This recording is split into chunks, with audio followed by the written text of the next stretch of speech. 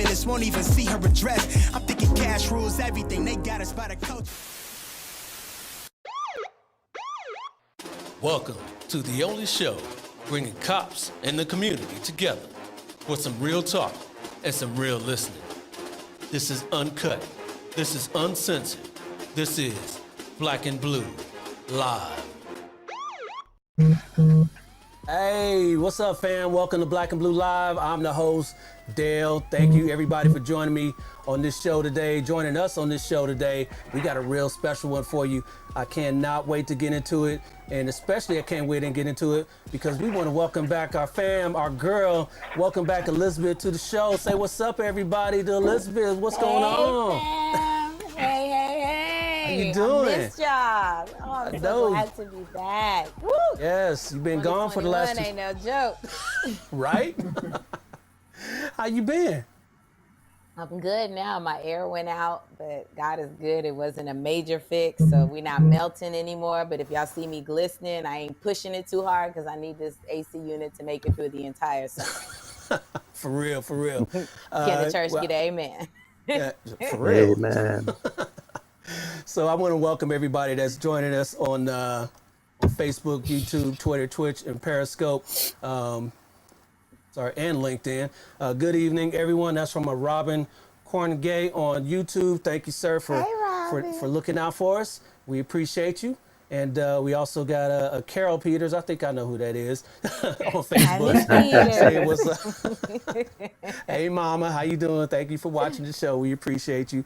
And we appreciate all you guys out there for checking in on us. Again, like I said, watching us on Facebook, YouTube, LinkedIn, and Twitter. We appreciate you for all that. So we got a good show today. We're going to get into today. If everybody knows, today is June 19, 2021. Hey. We know that is Juneteenth, and we got some guests here that's going to join us in this conversation, talking about what Juneteenth is historically and what it means for us in 2021. So let's get into it. You ready, Elizabeth? Yes, and it's the first Juneteenth. That's a federal holiday, so Right. we're really excited to just kick off and celebrate and educate ourselves. Yes, it's going to be some serious education up in here. So without further ado, let's get into our guest here, our first guest here. He is a rapper, a historian, a musician. He does everything. He does everything. He said he's an anthropologist. He's a genealogist. He does it all. Everybody, help us welcome in Taye Uhuru. Peace, family. Thank you so much for inviting me on your platform. I truly appreciate y'all. It's an honor We to be appreciate you. Appreciate you. So tell everybody a little bit about yourself.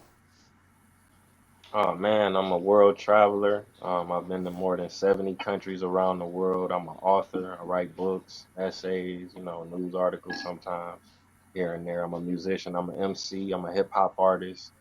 I do a little bit of everything. I'm into genealogy. I help a lot of African Americans reconnect with their family's history. A lot of us, we don't know who our great grandparents were or what happened 100 or 200 or 300 years ago. So I help people reconnect, and I do tours to Africa. I take groups to different parts of the continent, they're educational tours to kind of clear up a lot of misconceptions that we have as Black Americans about African people in the continent of Africa. Yes, indeed. That's Looking awesome. forward to having more conversation with you about that. But let's get into our next guest. Our next guest, she is a 21-year veteran of the Hallandale Police Department, Hallandale Beach Police Department in Hallandale Beach, Florida. Everybody help us welcome in Captain Rashana Dabney Donovan. Hey, what's up? What's up, you guys? I'm doing well, and I'm so glad to be here. Thank you both. I listened to your show, and you guys are doing it. Let me tell you, okay? Appreciate you. Thank you, I'm excited Captain. to hear for representation. I can see me. So, hey, thank you. Yeah, tell everybody You're about welcome. yourself, My nieces Rashana. are watching. They can see themselves too. Yeah, right. Awesome, They can be you, awesome. yes. That is tell everybody awesome. about yourself, Rashana. So my name's Rashana Dabney Donovan. I'm a captain with Hallandale Beach Police Department. I started my career as a community service aide in 1999. And then in 2000, I became the first Black female to be hired as a police officer. So I made a little history, and I'm very, very proud of that. I'm excited to tell everyone that I meet that, yes, you are looking at a very proud Black female police officer. During my career, I worked on the road. I worked undercover. I had some administrative time. I got promoted to sergeant in 2011, and I did a stint in the community involvement unit. I worked in internal affairs, got promoted to captain in 2015, and now I am in charge of our professional standards unit, which includes training, internal affairs, accreditation, body worn camera. I'm in charge of recruitment, honor guard, PIO. So I'm a jack of all trades. Wow, All right. that's Yes. a lot. That's amazing. And Doing that's a it. lot of responsibility. Oh, Right? Yes, it is. For you. I already see. Yes, ma'am. Thank you. All right. Thank you. And let's get on to our next guest. Our next guest, he is a pastor with the Christ Covenant Community Fellowship in Philadelphia, PA. Everybody help us welcome in Jay Delaney. Hey, Pastor Delaney. Glad to be here. Thank y'all so much for having me on the program today. Really appreciate it. Appreciate the opportunity. Really And appreciate you. yeah. Go ahead, tell So everybody thanks so about much. yourself. I have a little bit of the jack of all trades thing if I look back, because as Dale had noted earlier, that I'm older. I have a long. You brought that up right now. You have to bring that up in live. But I spent probably close to 20 years working in financial services, banking, investments. Left and worked in nonprofit for ever since. So yeah, because church is definitely nonprofit. Don't believe what you see on TV with all these brothers driving around in That Bentleys. part. That's like 6 of them. So don't believe it. But now in ministry, brand new ministry, really, in West Philadelphia, looking to, oddly enough, and maybe not oddly enough, that remains to be seen, looking to actually try to do something of multicultural ministry, which basically is what West Philadelphia actually is now, contrary to popular belief. West Philadelphia is shifting even as we speak. So there's going to be an aspect of that to what we're doing here, as well as working with community organizations, partnering with people like Ceasefire Philadelphia to try to deal with rising gun violence here in the city, the entire city, but certainly here in West Philly. All right. And every time you say West Philly, I want to break out in the song. In West Philadelphia, born and raised on the playground is where I spend most of my days. Everybody does. Right. Did you see Prince Harry do that? No, I didn't. Bless He his did. heart. He did. All right, so let's get down to this conversation here, and let's chop it up. Let's do it. All right, welcome to the show, everybody. Today is Juneteenth, and we're going to talk about that, as you see there on the lower banner, celebrating 159 years of freedom, and it's 159 years for a reason. Yeah, I want to welcome everybody. Keep bringing up the comments. Everybody keep commenting on the show as we go along, so hello. We appreciate you. Juneteenth is what can you explain what that is, Elizabeth, real quick, in your understanding what Juneteenth is? So there's the PC version of Juneteenth where after the Civil War, basically Texas was the last state to be made aware that slavery was ended and that the enslaved people there were no longer obligated or bound to slavery. The other reality of Juneteenth is President Abe Lincoln basically did the proclamation or the Emancipation Proclamation. And it was after several attempts to kind of get the South to compromise while allowing them to keep their enslaved people. But, true to Southern behavior, they go hard or go home, and they refused it. And so in President Lincoln's attempt to save the nation and to prevent the divide, he does the Emancipation Proclamation, because he's like, at least we can pull the enslaved people to come join us, and then we can defeat the Confederate army that way and take their money. And so that's what happened.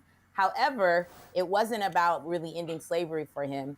So much of the news, whether there's a lot of stories that it didn't get there, or the slave owners didn't want to tell people, or whatever else, it didn't get everywhere. So Juneteenth is the official date that someone rode in on a horse and put up a sign and let people know that, hey, you are no longer enslaved. You are free to now attempt to live in some of the freedoms that we proclaim we give.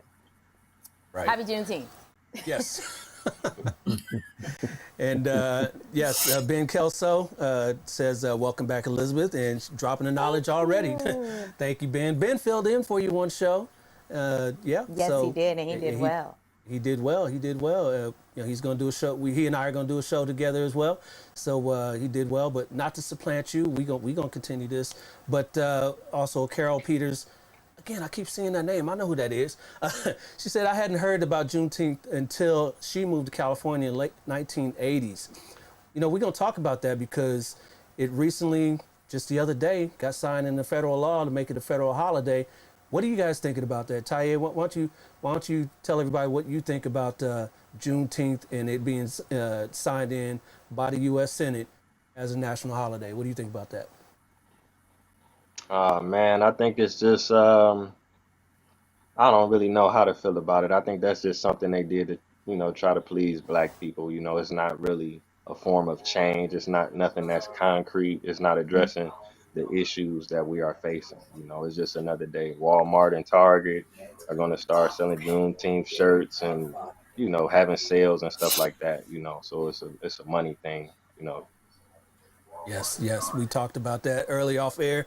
That's exactly what it seems like it's going to be to me, just another holiday just to appease the black folks, and certain things may or may not change. That remains to be seen. Rashana, what do you think about Juneteenth being signed in a national holiday? I'm conflicted because, while this is a really big step, we were celebrating Juneteenth anyway. And those who, knew about it, was already, educated on it, were celebrating anyway. Did we really need a national holiday? I think that like I said earlier, you look over here, look what we did for you guys. But on this hand, you all are still, doing other stuff that hasn't been fixed. We still have other issues that are pressing that needs to be addressed. And this is just one of those, hey, I'm going to give you something, take it and be happy about it. Yeah. My opinion. Yeah. And as a man of faith, what do you think about that, Jay? I agree with both. That it's essentially an appeasement. It's essentially look over here. We're giving you something right here. As I'll say, as minor as it is, but it has nothing to do with the real work of what's still to be done. The hard work is still there, even though there's been this little thing they've given to the community. There's still nothing's changed, if you will, in terms of what we need to be doing. We still need to be fighting legislation. We still need to be dealing with violence in the streets. We still need all of those things. We still need to be dealing with. But hey, we gave you a nice little holiday, if you will. Someone told me they already received some ads for Juneteenth sale, and I was totally disturbed by that. Really? Yeah. Wow. I kind of want to follow up on this because I know for me, growing up in my household was a little different. My parents were very intentional, as well as my aunts and things like that were very intentional for me and my siblings and my cousins to know history. But that is not the case we know historically or being taught in schools. Do you, the fact that Juneteenth now is becoming a federal holiday, not because it didn't exist, and maybe Taya, each of you all can speak to that. How do you think, what do you think the reason is for Juneteenth not being a part of our history books, like in terms of understanding the value, the atrocity, the loss, in essence, of history, not Black history, but American history, and with it now being highlighted, not because it's new. Taya, can you explain a little bit about that? And I think that goes to the mixed emotions of it in line with the things that we're asking for. And of those things, this was kind of 1,012 on the list, and they skipped down and was like, this one will cost us nothing, let's sign it, or like Lyndon B. Johnson, I can't sign this right now, Dr. King, because I'm focused on the war. And then things blew up, and it's like, oh, give them something because they're getting ready to burn the nation down. About to tear Can up. you speak to that, Taye, just in terms of the lack of history that's representative of everyone as a historian, and the impact of that, and maybe why Juneteenth has kind of got that mixed feel this year? I think like somebody said earlier, we were celebrating it anyway, so I don't know if they feel like, okay, we giving you something. They're not giving us anything because we was already doing it. It's something that we declared for ourselves. I think it's just a continuation of miseducation, you know what I'm saying, to try to pacify people. Because like when I was in school and they showed us videos of Martin Luther King getting water hosed, I thought that was so long ago. I'm like, wow, I'm glad it ain't like that no more. So the kids, they really gonna be feeling that way. You know what I'm saying? They don't know about the systemic racism. Because when you're in school, they teach you all these things. Like when you go to college, they be like, black people had the highest rate of going to jail, or they had the highest rate of this disease, or black people more likely to do this, and they make us look so bad, but they don't give you the backstory. They don't tell you all these things that they did to us to put us in these positions. They don't tell you about the Tulsas, the Rosewoods, the Red Summers, the Federal Highway Act, urban renewal, just different things like that. So, it's just a part of their system, systematic racism. Indeed. Yep. Pastor Delaney kind of talking about that from a Christian standpoint. And I think that we saw that very much so with like our white evangelical brothers, and kind of the tone deafness or even just the blatant silence with that. Do you find that with this happening that there's still a disconnect within religious communities in terms of, because I know you talked about really trying to reconcile, and a lot of times I find that it's us trying to reach out and diversify as opposed to other places trying to be inclusive of our culture and things like that. What would you speak to that in terms of like what that looks like going forward, and how not to again remove us to make ourselves acceptable like we see in our history books? It's often watered down, if you will. Yeah. As it happens, I was just at a pastor's conference this week, and the last thing that happened was a panel, and someone raised that. That was the last question that was raised. What kind of spoke in that general direction. The four people on the panel, one was a brother out of Chicago, well-known pastor, and the other three were white pastors from different parts of the country. And the brother basically took it to them in that same vein, that this is not a time where it's going to be a matter again of well, okay, we'll go ahead and we'll compromise on this. This is going to be there are voices that are raising up, that are speaking truth to, I don't even want to use the word power, but speaking truth to particularly the white evangelical church, and saying, y'all are wrong, y'all been wrong, you need to say out loud to your congregations that we've been wrong, and there's stuff that we need to do to make this right. So I'm more encouraged than I was previously about that subject in the context of the church. There's been I don't even think it. I think it's been beyond tone deafness. I think it's been this the whole time. Um, la la la la la la. I can't hear you I the can't hear whole you. time, Mhm. and it's starting to be called out. Um, so I think there's room to start this work. Obviously, it's not going to be finished in my lifetime, and I say obviously in my opinion. Um, I don't believe it's work that'll be finished in my lifetime, but I get now I get small glimpses of the fact that I think there's a possibility that it can happen, whereas previously I was not optimistic about that at all, and I'm a really optimistic person almost all the time. Almost on. So I'm a little encouraged about it now. And Right. I'll definitely be one of those voices that's going to speak that truth and say, now y'all got to deal with it. Yeah. You can't push this back on us. Yeah.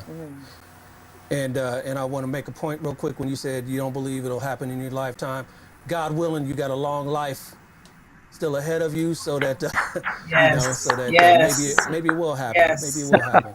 Yes. I Let's hope. appreciate that, my brother. Let's hope so. Let's hope so. So it was brought up in the chat earlier in the comments that let me bring this up real quick. Michael Powell on Facebook asked, "Where's the biggest disconnect in our society regarding many of the issues we're seeing today? Is it in the home? Is it politicians? Is it schools?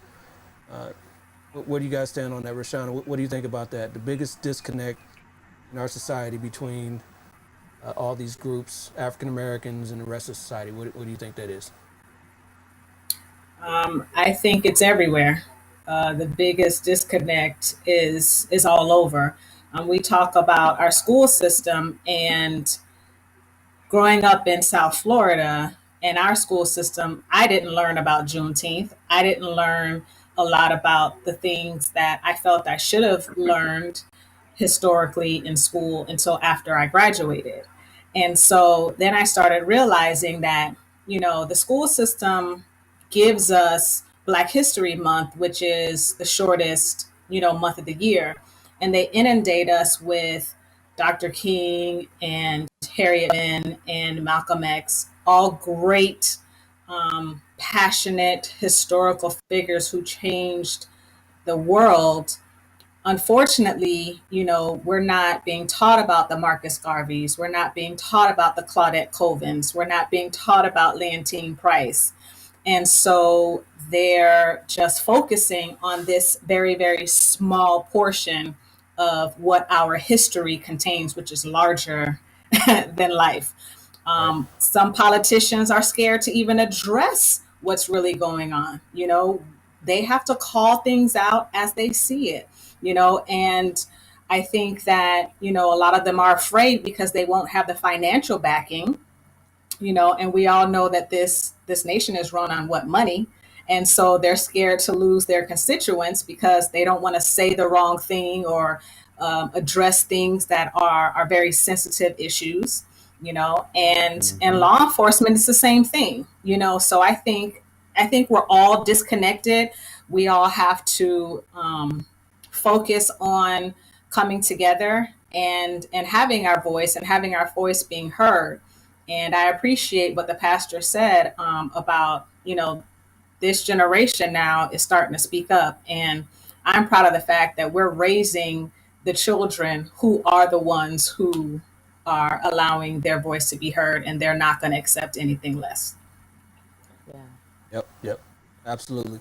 And Yes. speaking of this generation that's speaking up, Taya, you're a young dude. Where'd you get your information on Black history, on all the things that you're into now? If was it even taught in school? Was Juneteenth? I know? Did you get more than just the 28 days of February on Black history when you were coming up? Because I know when, like Rashana said, it was taught to us in school, just that 28 day portion. But I know nowadays may not even be. Where'd you get your information? It definitely started with my family. My great grandfather, he was involved in the Great Migration when a lot of the blacks started leaving the South in the 1920s, and he came to Cleveland. And at that time, that's when Marcus Garvey was in his prominence. And my great grandfather joined the UNIA. And my great grandma, I mean, my grandmother, his daughter, she would tell me about him, when I was young. So I was fortunate enough to learn about Marcus Garvey as a kid. And then my uncle, which is her son, he started his own Black Power organization in the 1960s, and they were at the forefront of reintroducing Black Americans to African history, African language, African culture, African fashion, African spirituality. So, I kind of learned about those things as a kid. And fortunately, I was going to a school system that was predominantly Black. The principal was Black at the elementary school, the art teacher was Black, the gym teacher was Black, 90% of the students was Black. So we learned Black history throughout the year. We had posters on the walls in the hallway, so it was very, very celebrated. But most people, they don't have that experience. Exactly. That's the point. That's the point right there. Yep. Yep. And What do you? go ahead, Elizabeth. Oh, sorry, Ty. What do you find if and Pastor Delaney and Captain Rashana, if you want to chime in on this also, what do you find has been maybe challenging going forward with history in terms of teaching and imparting to, because like for me growing up on the West Coast, and a lot of people maybe mm, West Coast, and when I say West Coast, I'm gonna start with like New Mexico over. It's very rare Hmm. that we are a dominant race or anything like that. We're very blended, and even in blended, I think in all of my classes, I was usually one or maybe two African American students in our classes. So the history we were taught, or the focuses, were not on African American history, and more so weren't on the value of blacks outside of Martin Luther King teaching peace and nonviolence. Yep. Um, Never the fact that he was viewed as a radical and was shaded more than even Colin Kaepernick now, right? He was viewed as someone causing problems, and I wish this communist would go away. They don't teach that. We were taught the pieces they like. Um, but going forward, even when I was talking with some of our youth, they're almost shamed into feeling like I want to learn. There's a shame that comes with feeling like we need more of this. It's either we need more and they're strong about it, but that usually is because the parents Hmm. have ingrained that, where other children who may not have had that struggle with that. What have you done to overcome that, to teach not only children of color, but non-children of color, in terms of the value of holistic history? Well, I think the important thing is this, you know what I'm saying? Black people have contributed globally to history. We built America, but we built Mexico. We built Brazil. We built the Dominican Republic. We built Egypt. We built India. We built the Philippines. So that's important. It's just that when we are taught history in America, we always start with slavery. Then we go to the civil rights movement. We still getting beat down. So after a couple classes of that, you watch Roots and the civil rights movement, you really don't want to hear no more. It's not empowering. You're not learning about Yeah, thousands of yeah. years of African history. You're not showing black kings and queens, black rulers and astrologists and scientists and doctors, you know what I'm saying, and some of the greatest, so I can understand why they wouldn't want to really, dig into that any further. And also with American history, is like even when they teach slavery, they kind of teach it in a submissive manner. They're not talking about the rebellions and the uprisings and the people that was fighting back and the people that was trying to end slavery. And then the things that they do show you about Africa, they're so negative. It's AIDS, it's disease, Yep. it's death, it's poverty. You know what I'm saying? That part. So That part. what do you got to look for? Even if you're not black, why would you want to see that? Yeah. Right. Yeah. Rashana or Jay, you want to chime in on that? I will. Um, oh, Go ahead. Go, go ahead. go ahead, Jay. Go ahead. Jay, go ahead. Okay. There wasn't anything taught when I was in school. Um, I do remember in fourth grade being stood up to, you know, how you read in class during the social studies, and it just so happened that I had to read the paragraph that actually made mention of um, slavery and the Negro. And I never, that almost traumatized me because I was the only black kid me and my brother were the only black kids in the whole school. Mm. Um, and so as far as my learning of things, I was living through the stuff that was going on in the 60s. My father was a reporter, so those things were always the topic of conversation. They might not have been history, but they were history in the making at the time. So we were kind of brought into what was going on at the dinner table all the time. We lived in um, DC right after the riots, the '68 riots, and so you kind of get an understanding of some stuff, and that kind of sparked it in me to just try to understand what's going on in a broader way, to try to get a deeper understanding of some things whenever possible. Um, but there was no um, discussion. There was, or not discussion. There was no teaching. There was no learning going on about Black folks' contribution. Oh, excuse me, George Washington Carver was the big name. We Yeah. learned about Yeah. that peanut, but that was it. Peanut. I love peanut butter, but there's got to be more to this. And so just in hindsight, a big disappointment about it. I recognize that more goes on now by far. However lacking it may still be, more goes on now. But we need to we need to grab the narrative and push hard and say this has to be done, despite those folks, and this may be part of the later conversation this evening. Despite those efforts, contrary to looking at broader Black history. I love what Taye talked about a moment ago. The breadth of it is so much bigger than even American Black history. Yes. Um, Teach that stuff. Teach it all, Mm-hmm. and in teaching it all, uh, teach it warts and all. We can't not deal with the stuff that was hard and bad and so forth, but teach it all, and that stuff will start to diminish in size and impact when you compare it to the breadth of it all. I guess that's kind of my take on it. Yeah. Yeah.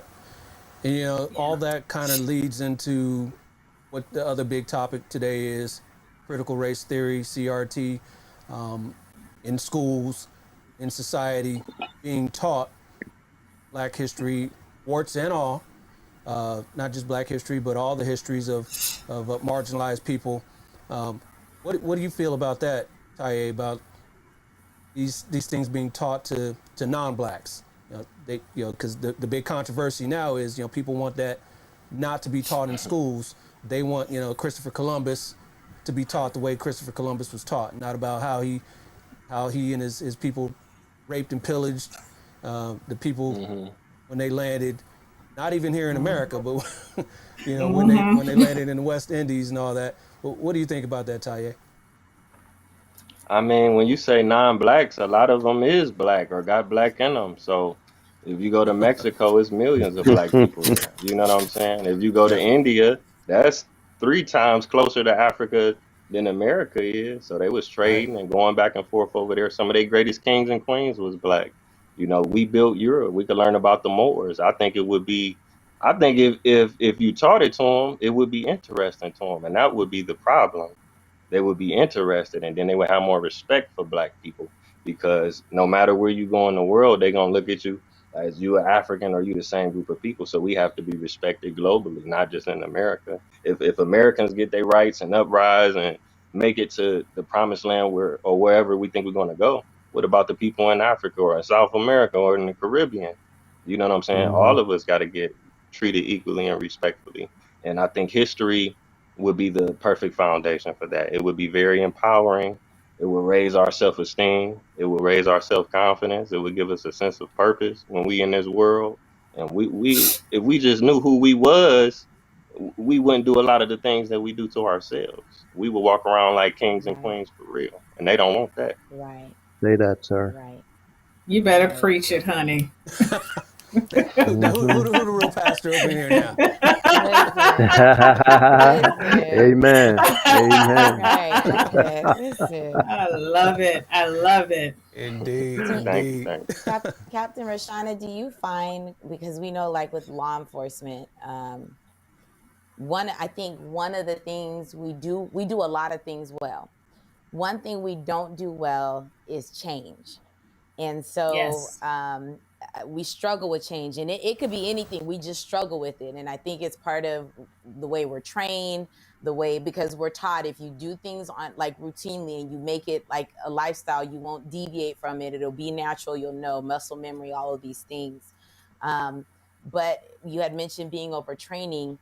I know there's a lot of fear with defund the police or abolish the police and things like that, and that there's now a lot of training mandates coming down the pipeline with not even just critical race theory, but changes in racial bias, implicit bias, and we know that there's a major resistance when it comes to implicit bias training. What do you find have been some of your hurdles or some of the things that from a law enforcement standpoint, and every state is different. Let me throw that out there for any new listeners. Every state has different mandates, different training. However, there is still a silver lining that we don't do well with change, and while change is needed, there's still some levels of resistance. So for you, what have been some of the things that you have find having to navigate when it comes to training, or things that from just an administrative place that need to be increased to make us better public servants for our communities as a whole? So, I myself am a human diversity instructor. And I recall a few years back teaching a class, and I asked the question regarding racism and if any of the other officers, believe that racism exists. Now, I could tell y'all what my answer is, and unfortunately, I got, well, no, like we have no idea that this is happening. And so it was unfortunate because I had to really step back and kind of remember that not everybody's from the same place. Not everyone has had the same experiences. So there may be some ignorances, when it comes to certain topics, especially regarding human diversity, racism, implicit bias. When you bring up implicit bias now, especially given after what's going on nationwide, particularly after the George Floyd and the Breonna Taylor and the Ahmaud Arbery, you bring up implicit bias and people get so tense about it because they don't want you to think that they have any biases, because bias equals racism, right? But let's be real, we all have biases, and if you tell me that you don't, then you're not being truthful. And so, fortunately, I work for a city that has a black male city manager. My chief is a Hispanic female.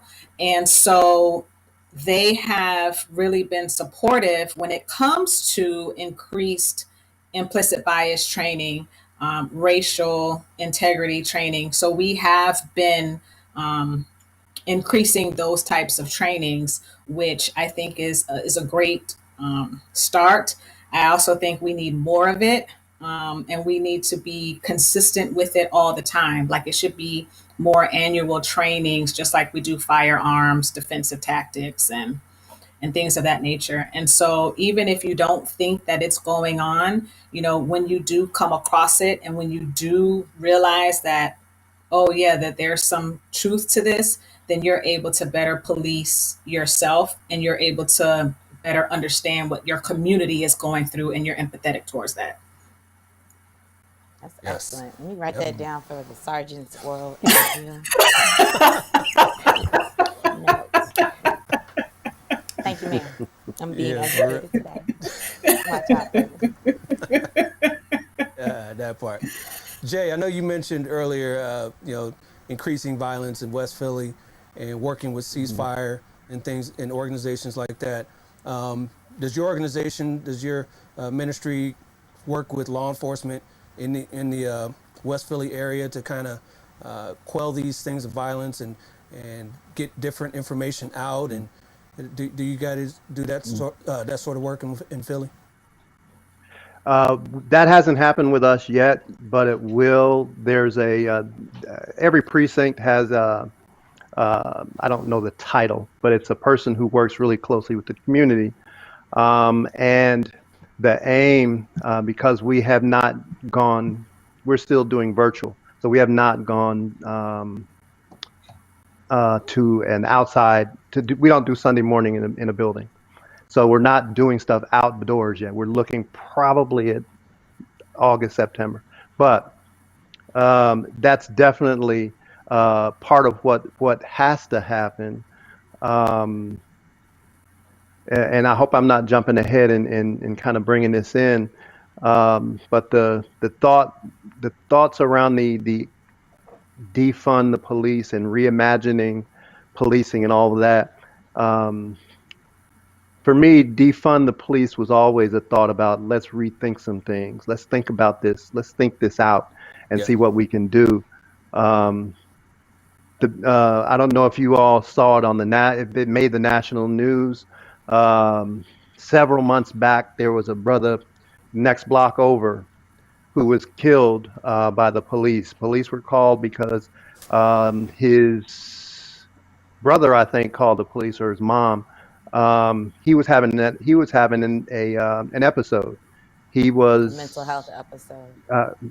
Thank you. Yes, I remember. And police show up on the scene, and he had a knife, and he winds up getting shot.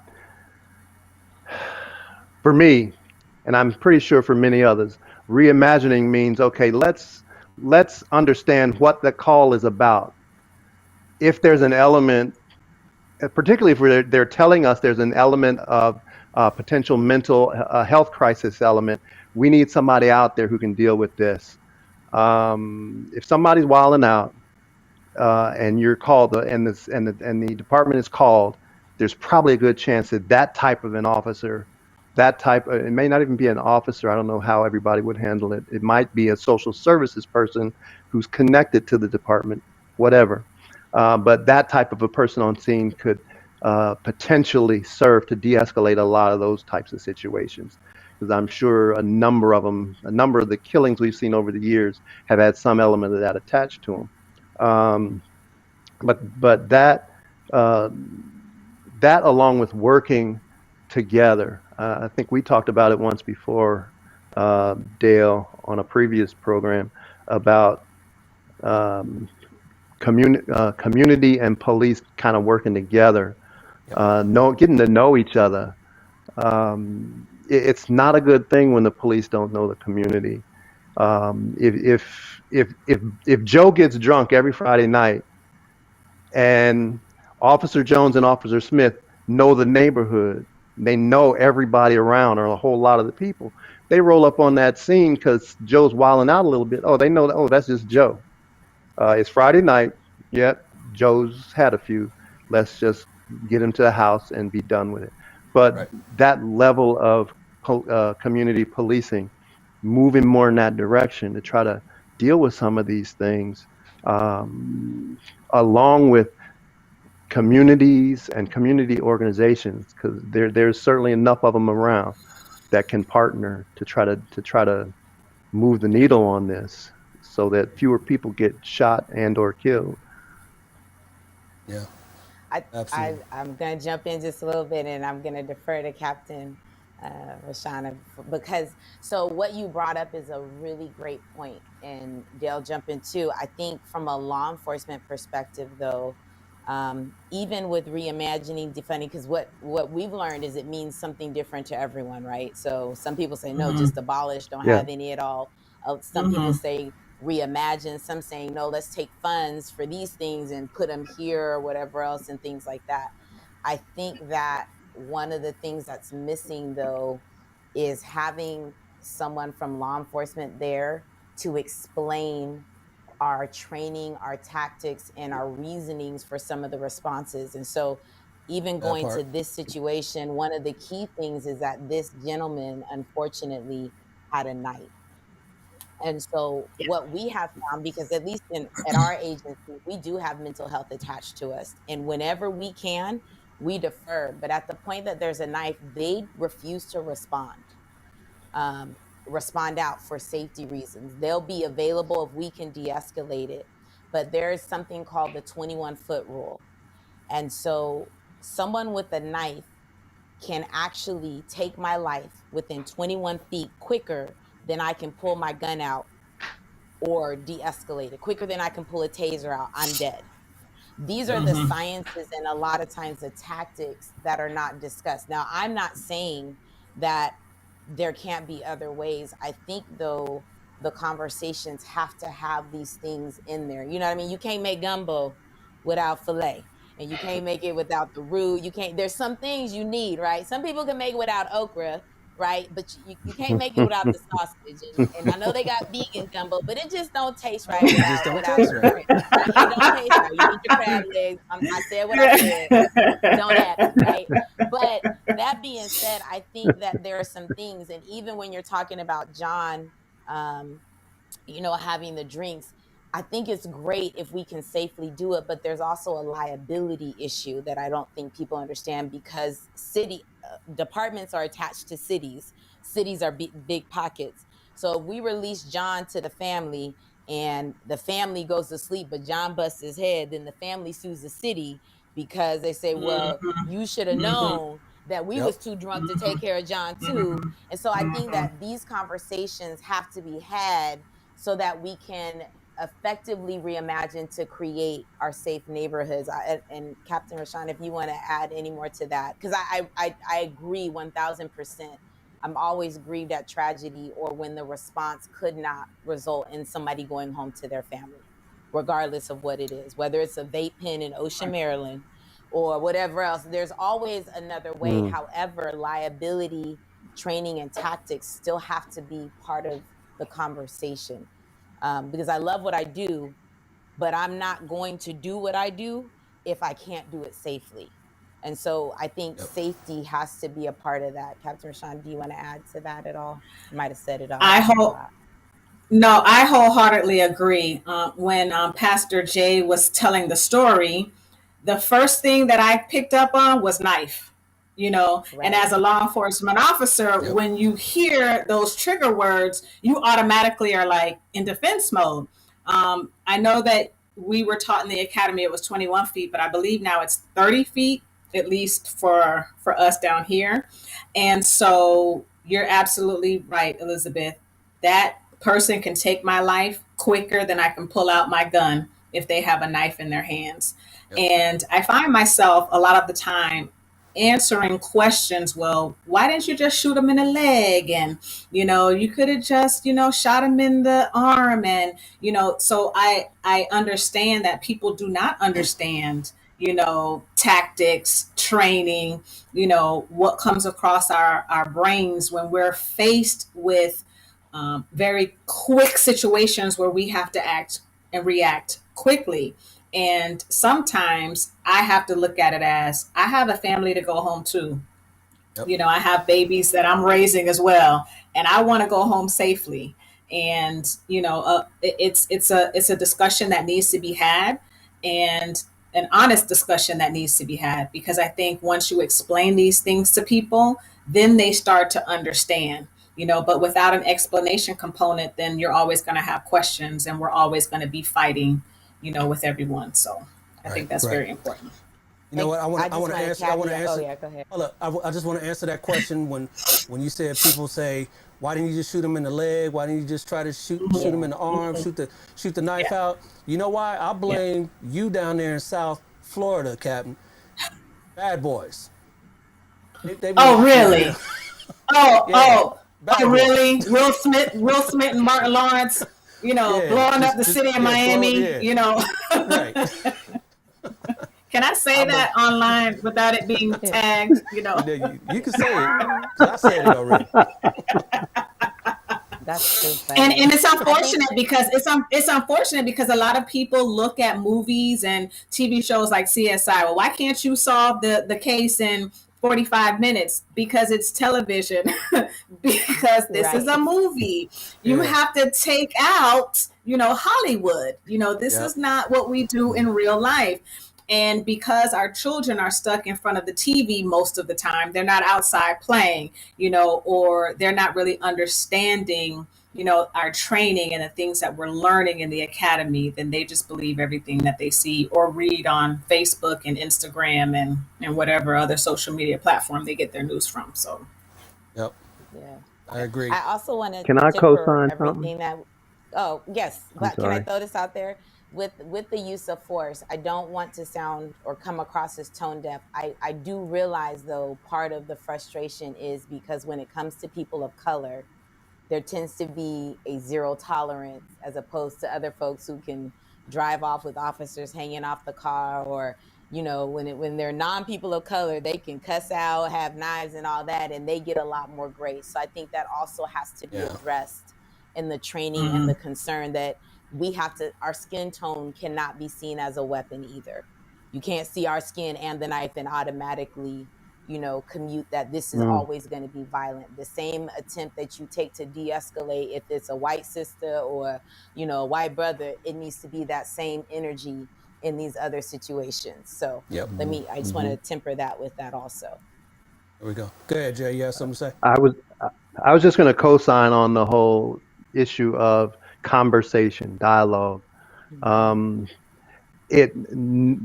don't see that there will ever be progress if there's not a whole lot of dialogue, honest back and forth dialogue where all of these things get put on the table so that everybody comes away with more understanding. And then maybe we can reasonably move into, okay, then how do we move forward now that we've got more understanding all the way around? Because like you said, everybody wants to go home at night, including that kid who had that knife. He was at home basically, but everybody wants to go home at night. So I just wanted to co-sign on that whole issue of we gotta have dialogue between the community and law enforcement so that there's more understanding and more people on the same page. That was all I wanted to toss in there. Say it louder for the people in the back. Say it louder. You got you. Amen. Amen. Hey, I want to bring up, bring this back, a little levity to this again, since we're talking about Juneteenth, and I brought up, Bad Boys and Hollywood, and Rashana, you brought up Hollywood and all that.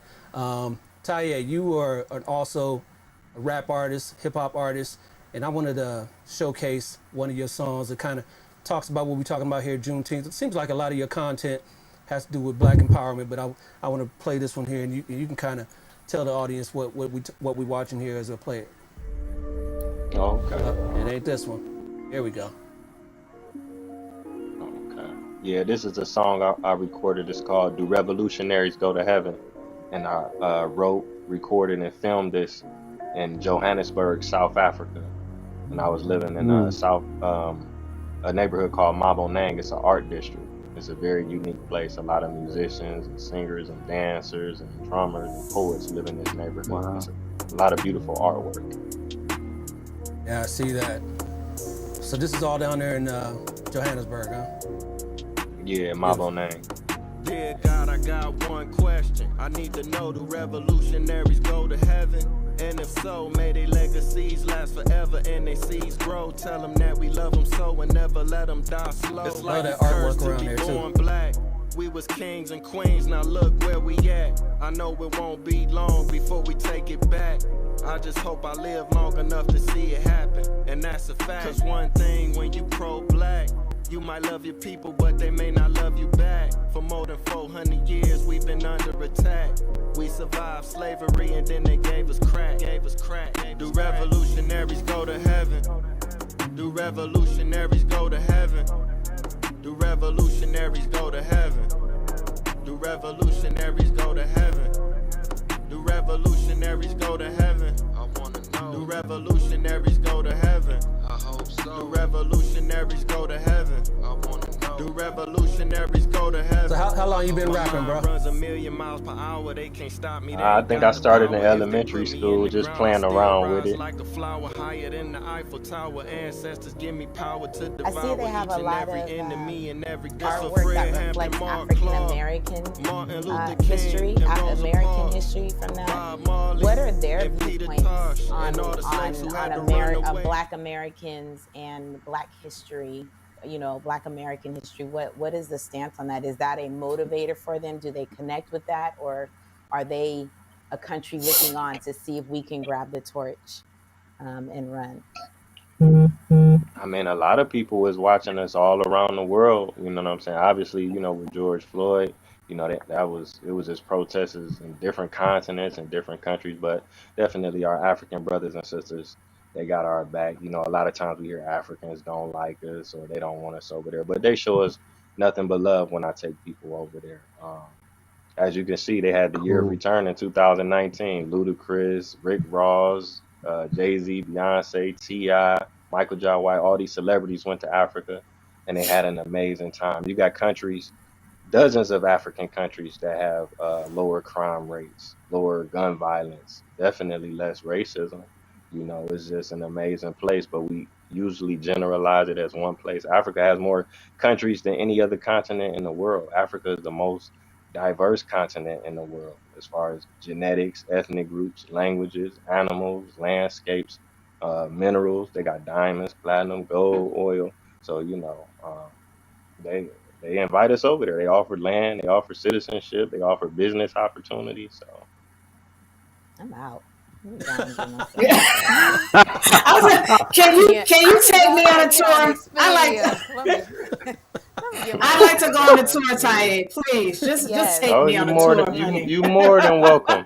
You more than welcome. And it's the thing, if you take one African dollar, I mean you take one American dollar. When I was in South Africa, that's 15 South African dollars. During the Oh pandemic, wow. it went up to $1 was 18 South African dollars. So I had an apartment with furniture already in it in the art district near downtown. My rent was $280 a month. Now, how much would that be in New York or Boston or LA or San Francisco somewhere? You Right. can't even rent a curb. You can't rent the homeless Right. dumpster. You got to. That's a no Right. go. $200. You might get milk. I'm going on career builder. Yeah, Right. No I'm doubt. about to be a digital nomad. Listen. No doubt. Yeah, that's definitely on my bucket list, places to go. So that's definitely one place I want to go to. So, you know, Juneteenth, since the program is about Juneteenth, where are we at? Where are we planning to go with this? What do you think Juneteenth means here in 2021 for our youth, for us? What do you think it means? Where can we go from here, Jay?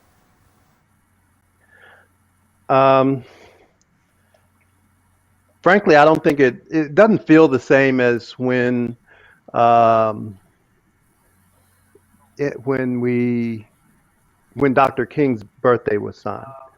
It doesn't feel the same as that to me. It feels, for lack of a better term, anticlimactic.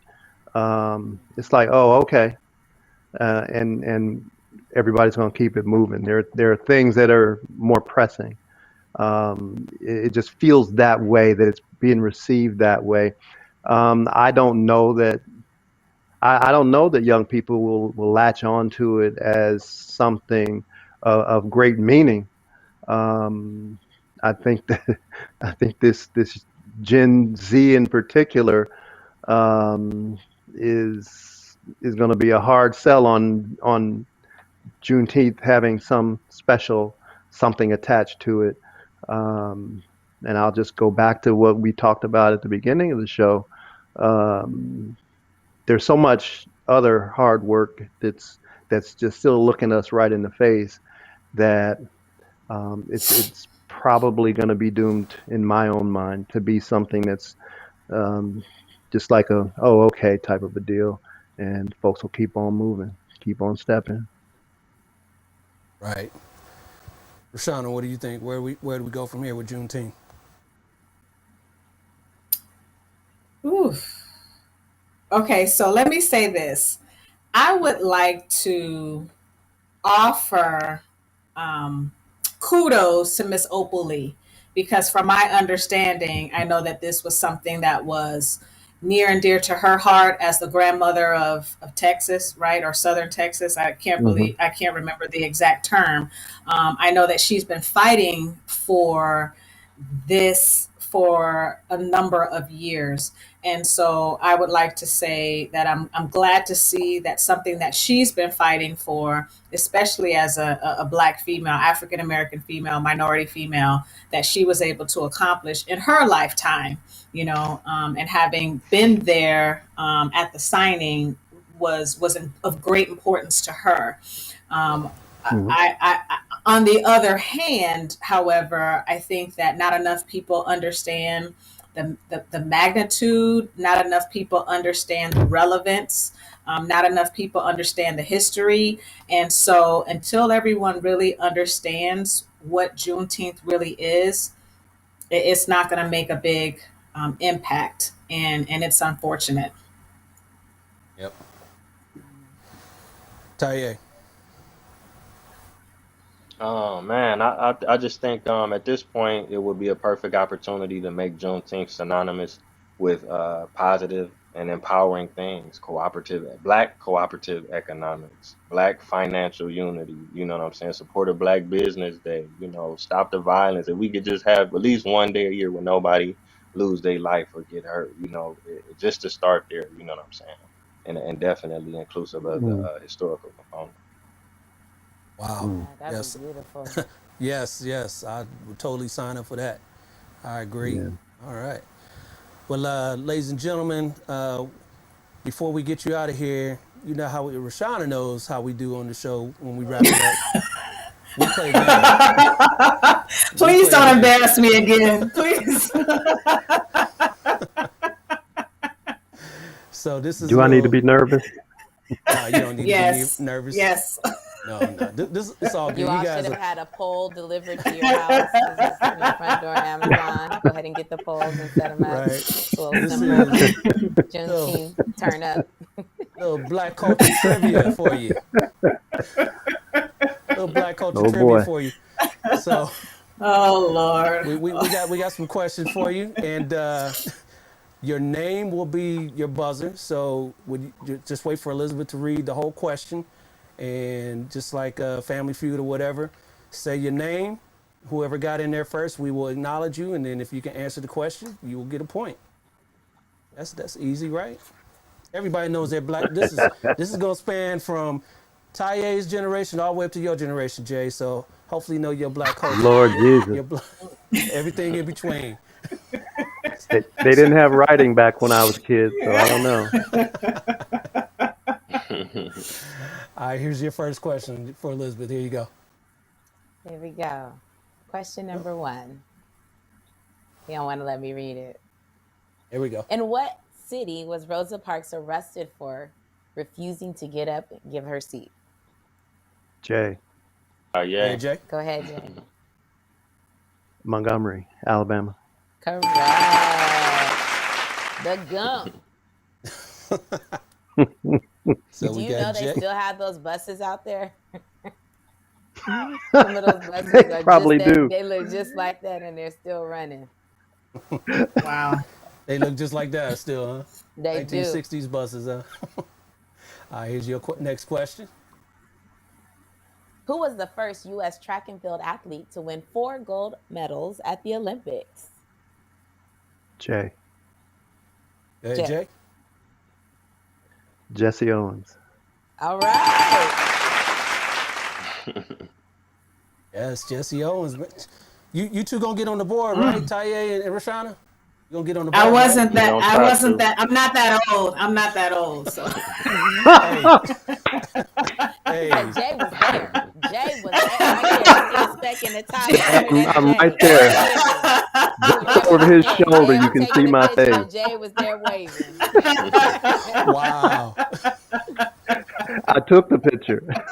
Yeah, there we go. Ooh, wow. Next question. This person God. announced the wrong finalist at the 2015 Miss Universe pageant. Taye, Rashana. Go Taye. ahead, Taye. was that Steve Harvey? Yes, listen, Colombia is still mad about it too. They are very bet. upset about it. I was in Cartagena a couple years ago, and they was like, Steve Harvey. I said, no, I never heard of him. What happened? That man stole it from us. I said, oh God. Yeah. Bless Steve's heart. Oh wow. Here's your next question. In what year was Barack Obama re-elected as president? Jay, Count it. Go ahead, Jay. 2012. Yes. All right. Rashana, we playing a game, right? Listen, y'all not hearing me. I'm trying to say my name, but Jay's like taking over. So He muted your button. I know. That's how I do it. Get some of these comments I up won't real quick. answer anymore. Dolores Flores says, respect your elders. I took the picture. And we got some laughter here from Robin Corngay. And he also says again, yes, Colombia is I'm not upset. playing. Yeah, he's Colombian, so he would know. So he would know. Here's your next question. Great food, though. Nicest people in the world. Yeah, here's your next question. This cartoon features a character, Uncle Rugged. Rashana. Goodness. Okay, Rashana. Boondocks. Yes. 2 points for that. I wanted to say something online, but I won't. They got the best. Tell us after.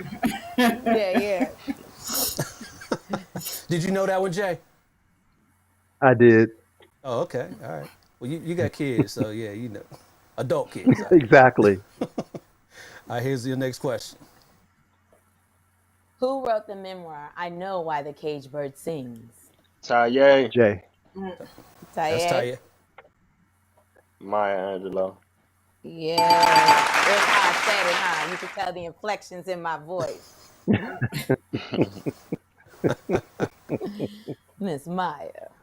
It's Maya. Yet still Here's your next one. Okay. Who is the only player to win NBA championships for 3 different franchises? Taye. Rashana. Taye. That LeBron. Yeah, King James. There you go. The 3 franchises right there: Miami, Cleveland, and LA. And he's repping at least three of us here: LA, Cleveland, and Miami. Huh? Yep. Philly. I don't know what Philly gonna do, Jay. I am not a Philly fan. Bulls are doing well. I know you're originally from New York, Jay. I know you're not repping the Knicks. No, okay. No. Who's your team? Bulls, baby. Oh. Yeah, said it. Don't clown me. Let's move on. You can say the Knicks. No, I would never say that. Who was the first African American to be appointed to the U.S. Supreme Court? Jay. Taye. Jay. That's Jay. Thurgood Marshall. Yeah. All right, so we got Jay's got 4, Taye's got 3, and Rashana's on the board at least with 1. Come on, you still got time to make this up, Rashana. Here's your next question, guys. Here we go. Huey P. Newton and Bobby Seale were the founders of what organization? Rashana. Taye. All right, Rashana. She said, I know this. Black Panthers. Yes, ma'am. How people. She jumped in there real quick. Yes. Yes. I needed my voice to be heard. All right, here go the next one. What actor played Ricky in Boys in the Hood movie? Taye. Rashana. That was Taye. Okay, Taye. I heard Taye first. Morris Chestnut. Yeah. Oh, y'all stole it from me. Y'all stole that one from me. I know you know Morris. All the ladies know Morris. All the ladies know Morris Don't Chestnut. hate. I ain't hating. Morris put Chocolate Brothers back on the map. Right. I'll be Real. sure been mad ever since. She said, "I'll be sure be mad." He been He mad. been missing. He been missing. Man. Oh Lord, here go your next one.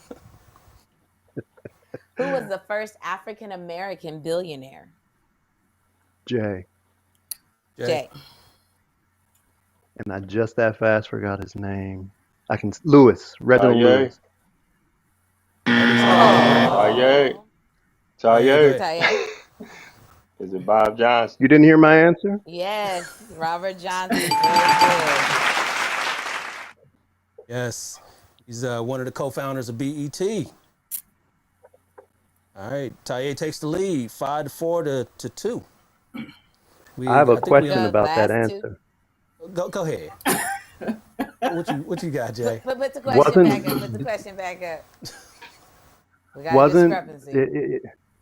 Wasn't Reginald Lewis a billionaire behind his transaction? You mean the two of them? I don't No, know. he wasn't part of that. No. He wasn't part of that. He preceded Bob Johnson, and I thought he was a billionaire. Maybe he was just shy. Maybe he was just shy. Maybe only 900 million. My bad. You're right.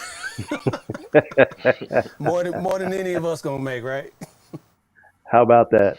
Yeah. Mr. Robert L. Johnson. All right. I think we got 2 more. Okay. Who is considered to be the greatest tennis player of all time? Taye. Rashana. Taye. That was Taye. Ahead, Serena. Taye. Yeah. Right. All right. Put some So I think respect on her name. Yes. So technically, I think Taye would have won it, but we're gonna make this since you got 6 points, Taye, and Jay, you got 4, and Rashana got 2. We're gonna make this next question worth 6 points. Whoever gets this, whoever gets this one. Goodness gracious! Here's your chance. Here's your chance, Rashana. Here we go. Pressure's on. Last question. It's gotta be 7. It's gotta be 7. What year did the Million Man March in Washington, D.C. occur?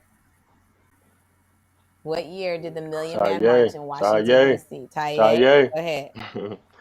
Was it 96? Oh. Jay. Go ahead, Jay. Jay. 95. It is 95. All right. There I am, right there too. Yeah. I took PJ.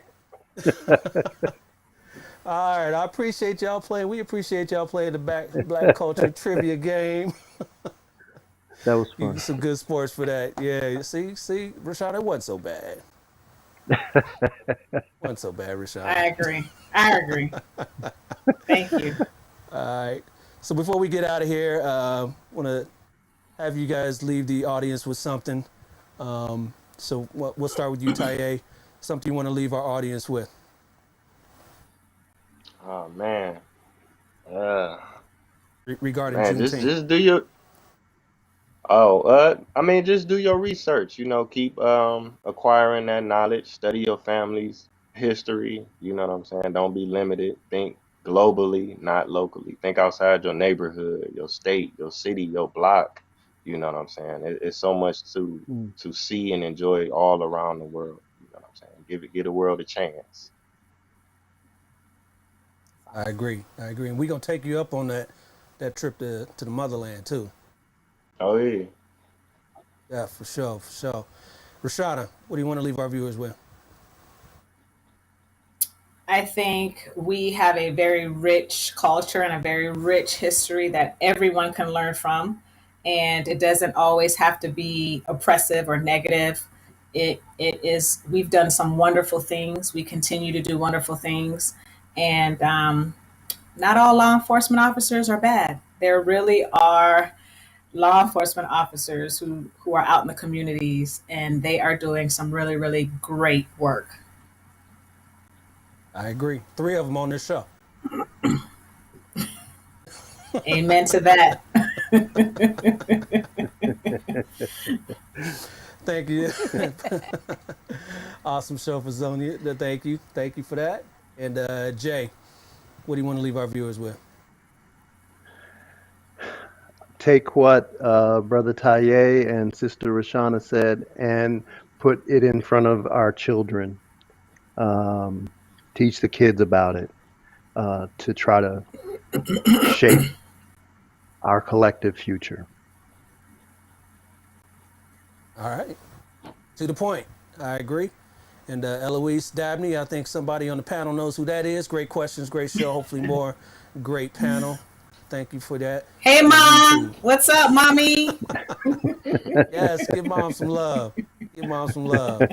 We thank you. Thank you for watching the show. And yes, we thank all you guys out there for joining us as well for this edition of Black and Blue Live. This was fun. I had it, but at some point, we got to end this. We can't go on forever. So, wow, that was a dope show, wasn't it? That was great. Everybody got some reading to do and learn and everything. Yes, I love it. Yes. Yep. What? Yeah, thank you.